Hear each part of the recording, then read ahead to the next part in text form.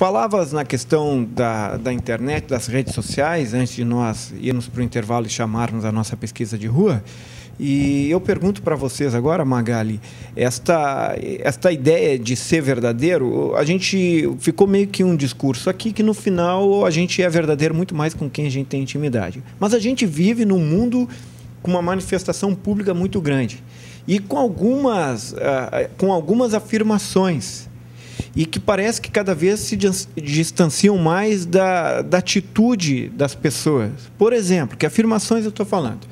Todo mundo fala que tem que ter reciclagem de lixo, tem que se cuidar. Ora, isto é um discurso quase que fundante hoje da sociedade. A sociedade diz que nós devemos cuidar, não podemos largar lixo assim, temos que seletar, tal. Mas isso não acontece na prática. Dizemos que não se pode beber, né, e sair no volante. Quantos casos nós temos?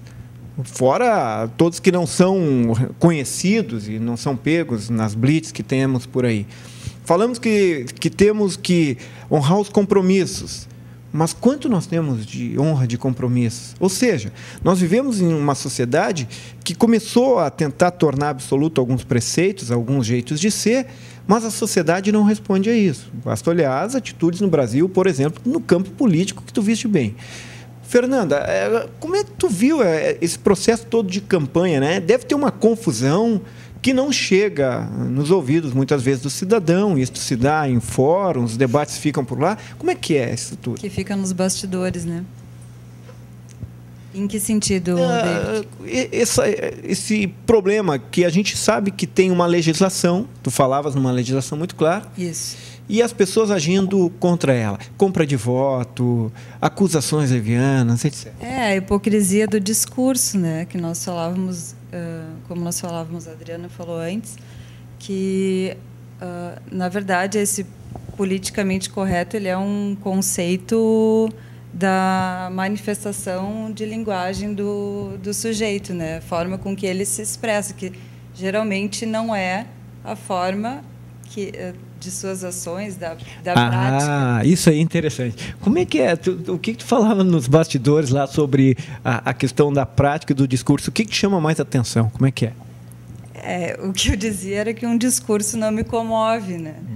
Porque se eu acreditasse no que a pessoa fala, no que a pessoa escreve acerca de um tema, como, por exemplo, a reciclagem de lixo, enfim, qualquer outro tema de relevância para a sociedade, eu ia me quebrar, porque eu avalio as pessoas pelas suas ações, não pelo seu discurso.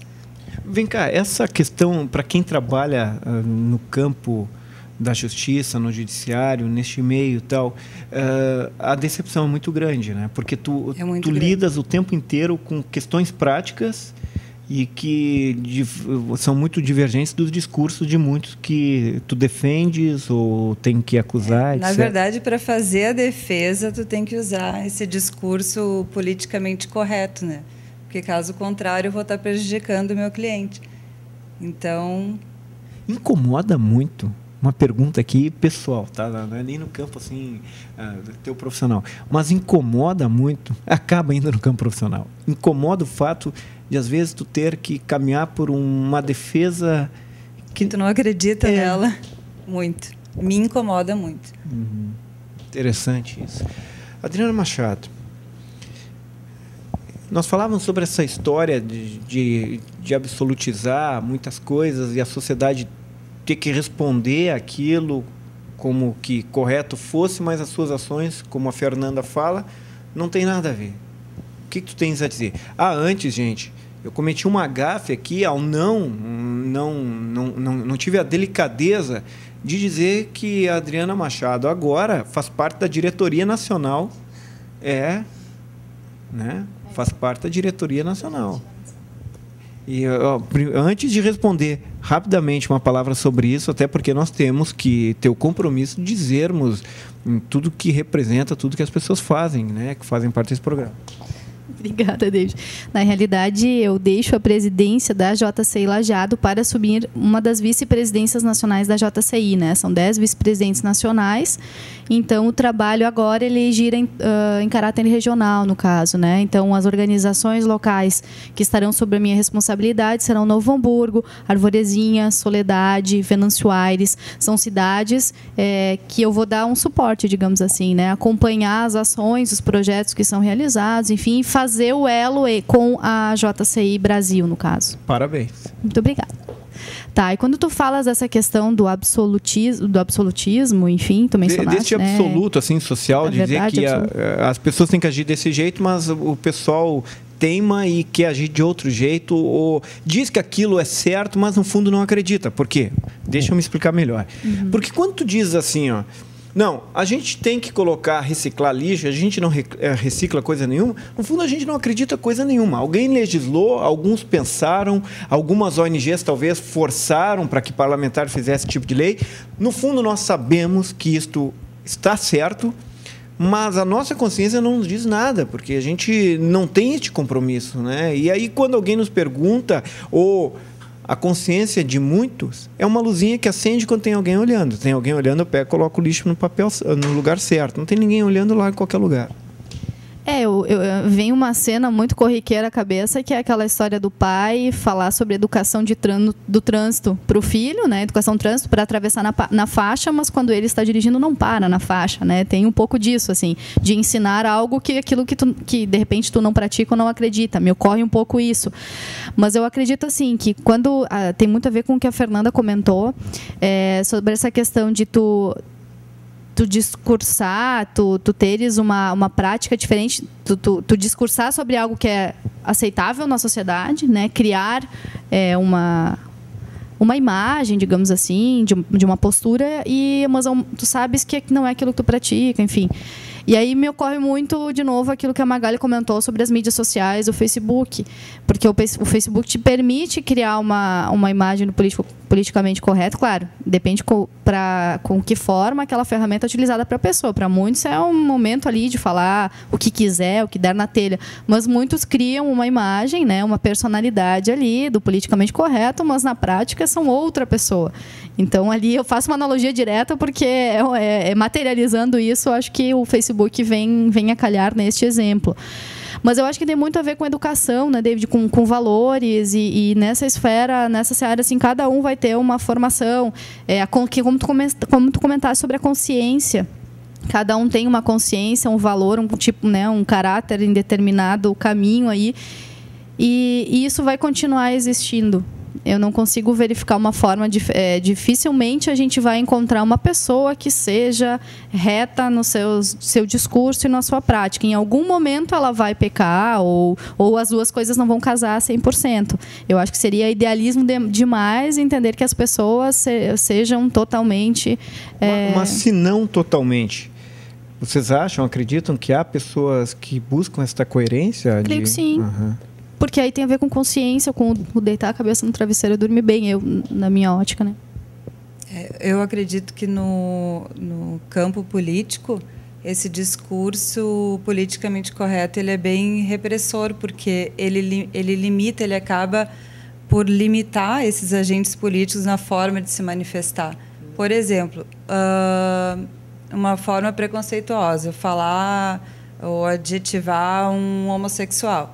Ele vai estar praticando um crime, né, que é legislado pela legislação brasileira, de homofobia, ou um crime de racismo, por exemplo. Então, esse discurso politicamente correto, o político deve aderir, sim, para se precaver da prática de algum crime.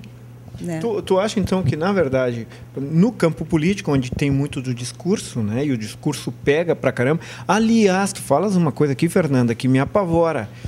Eu não sei se é uma prática, é uma cultura brasileira ou isso é mundial, mas o discurso político é mais importante do que a prática política, principalmente neste campo, né?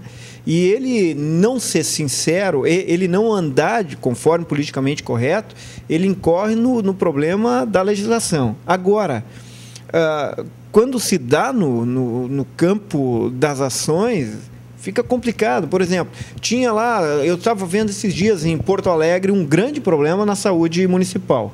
E eu vi o secretário de saúde falando alguma coisa que era totalmente destoada da prática. Ora, logo o discurso não servia nem como politicamente correto, porque aquilo que ele achava que as pessoas, que era o certo que as pessoas deveriam ouvir, se dava de forma lamentável no ato prático. Era muito associado. Era o secretário de saúde municipal ou estadual? Municipal. Municipal. Porque o discurso do secretário de saúde estadual, do meu ponto de vista, é mais politicamente incorreto do que o municipal, porque o Estado ele não respeita o percentual mínimo, né? Uhum. E a gente sabe que os municípios ultrapassam ele na verba orçamentária. Então, eu acho que o discurso do secretário estadual é mais, vamos dizer, hipócrita ou politicamente incorreto do que... Aliás, vocês vão poder ver nesta semana, na próxima agora, tanto no jornal informativo como na TV, nós estaremos em Porto Alegre fazendo um especial, entrevistando o vice-governador, que é médico, e eu vou perguntar sobre esta questão do investimento público, né, do Estado, que não respeita. Como é que pode? Vai ser uma boa pergunta. Se eu pudesse, até eu encaminhava como tua. E sabem que, nesta história toda, sobra para ti, Magali. Por que será que as pessoas tendem a dizer o que está todo mundo dizendo? É cômodo? Eu acho que todos nós queremos ser aceitos, né, no grupo, na sociedade e nos A gente meios. Não é mais nem adolescente, mas de forma verdadeira, é isso mesmo. Sim. Então, e para ser aceito nessa sociedade, a gente tem que seguir as regras. Tem muito a ver com caráter, eu acho que tu não pode mudar, mas tem regras. Só que isso, de uma certa forma, é perigoso. Por quê? Porque, na verdade, quem tem bom discurso nos parece ser bom. Quem não tem bom discurso, a gente não percebe. Não é que não pareça. Então, um profissional. Tu vais conversar com dois profissionais para optar por um ou pelo outro. Arquiteto, N coisas. Tu vai conversar com um, tem um discurso maravilhoso. E o outro não.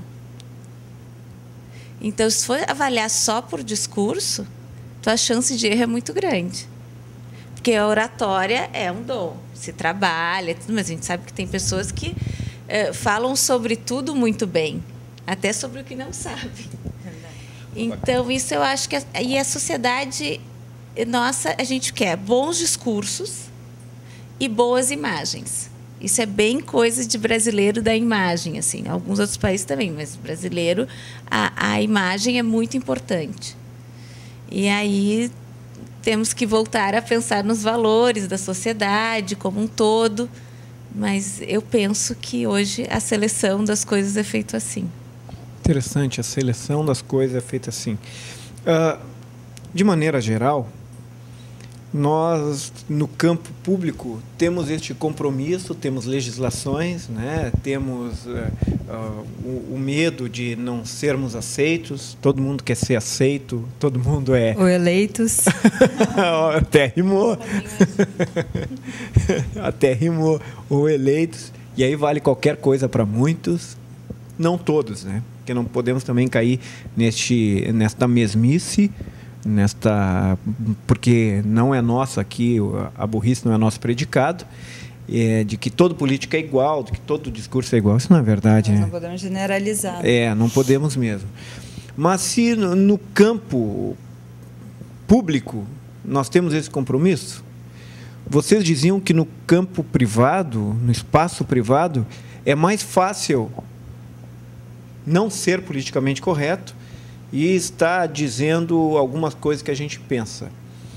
Detalhe, se ser politicamente correto tem a ver com um discurso que é um discurso como a sociedade entende, às vezes nós, na nossa intimidade, podemos então estar dizendo coisas, sendo sinceros, que vão contra leis, que vão contra a moral estabelecida, que vão contra princípios que a sociedade acha correto. Concordam comigo?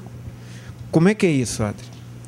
Sabe o que eu pensava também? Existe o inverso, né, David? Porque eu posso estar agindo politicamente correta, de forma politicamente correta, e também não estar discursando a respeito. Então, aí entramos nessa questão da consciência, enfim, né?